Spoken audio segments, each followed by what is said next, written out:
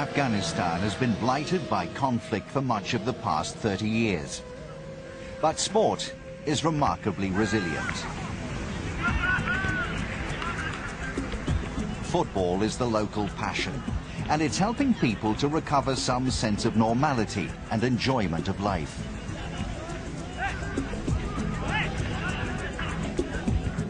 Ghazi, or Hero Stadium in Kabul, is the country's premier sporting venue. It was built in 1923 and has been the scene of many great matches.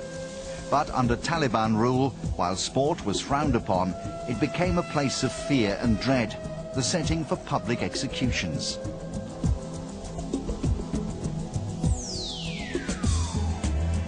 For almost 20 years under Soviet and then Taliban control, Afghanistan played no international football fixtures. It has been a slow process returning to the world game due to poor facilities and the still volatile security situation. Currently 184th in FIFA's world rankings, Afghanistan has to play its international fixtures abroad. Meanwhile, the country's most promising players tend to move overseas to try to develop club careers for themselves. It's not just within the men's game that football is changing in Afghanistan. Since the fall of the Taliban, the country has experienced huge social and political upheaval. Previously, women had been excluded from any form of education and were not permitted many other basic freedoms. When we leave our house, the chances of getting back home are less than 100%. You may have heard in the media that the Taliban threaten girls not to go to school and not to exercise. So how do you think they would let us play football? Even our own families do not want us to go and play football.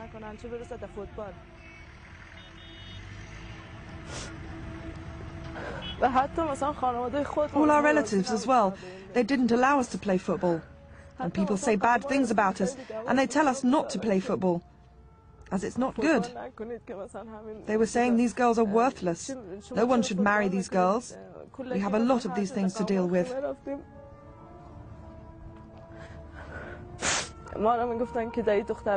But still, we try our best. We just want to achieve all that we can.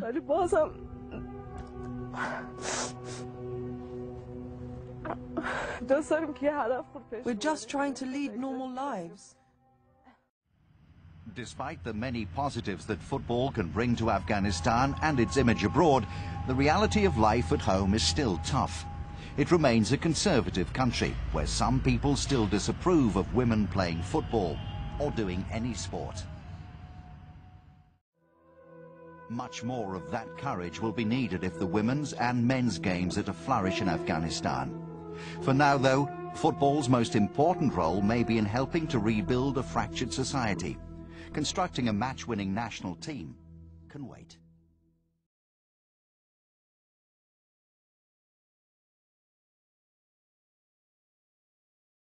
Women in Afghanistan are fighting back, quite literally. This is 19-year-old Shadham Rahini, a gold medalist at the World Boxing Championships in Tajikistan.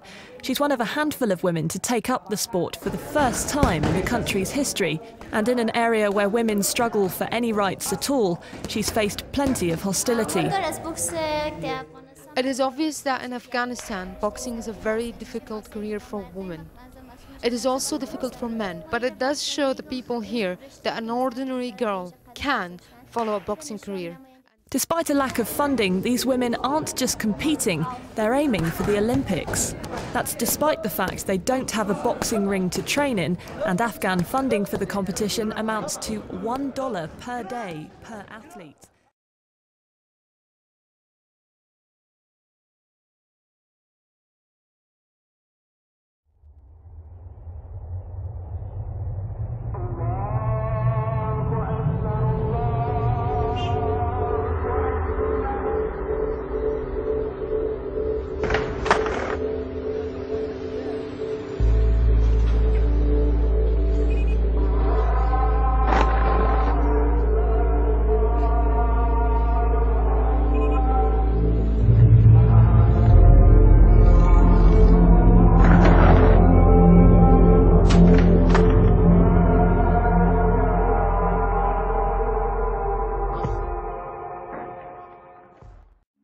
there's nothing like watching an Afghan woman roll down a ramp for the first time, and she's achieved something that she never thought she would.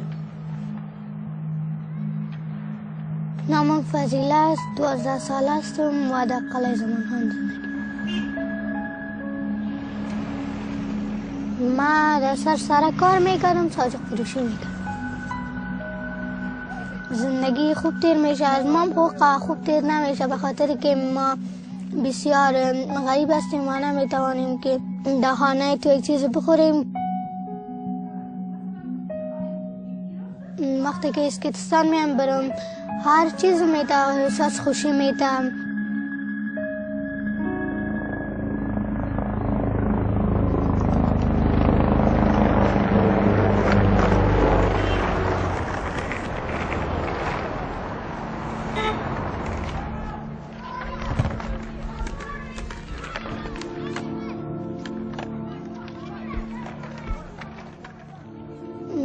فکر خراب میکنن، میگه با دختر اسکیت چی؟ میگه شما چرا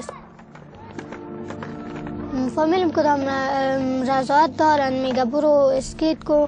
یک پدرم میگه که اسکیت نکو. وقتی که ما در پیش سرک یا در جای سیاه خوب اسکیت میکنیم، مردم های دیگه فکر میکنن که با دختر اسکیت چی؟ من بسیار اسکیت خوش دارم، علاقمند هستم. من در قصه و کلانه نیستم که هر گپ بگویم.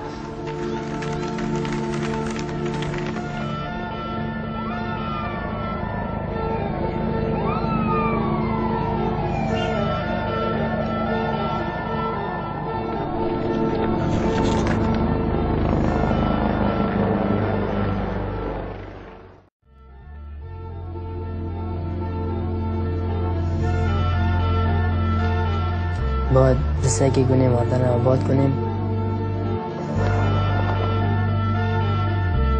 ولی حالا خوشمانه میاد واقعا.